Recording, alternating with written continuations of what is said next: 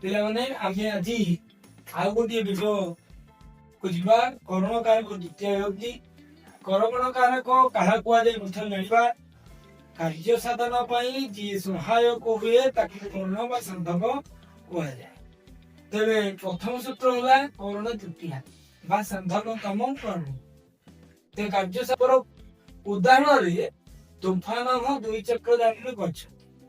ତୋଫାନ ଦୁଇ ଚକ୍ର ଯାନରେ ଯାଉଛି। ତେବେ ଯିବା କାମକୁ ସହାୟତା ଦେଲା କିଏ? ସହାୟକ ବା ସାଧକ ହେଲା କିଏ? ନା ଦୁଇ ଚକ୍ର ଯାନ।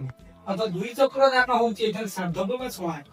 ତେବେ କାର୍ଯ୍ୟ ସାଧନ ପାଇଁ ଦୁଇ ଚକ୍ର ଯାନ ସାହାଯ୍ୟ କରିବାରୁ এই ଦୁଇ ଚକ୍ର ଯାନ ଠାରେ ସୂତ୍ର କରଣ କାରକ ତୃତୀୟା ଅନୁଯାୟୀ ତୃତୀୟ ବିଭକ୍ତି ହେଲା। ସେଇଭଳି ସହ କଲମେନ ଲିଖନ୍ତି।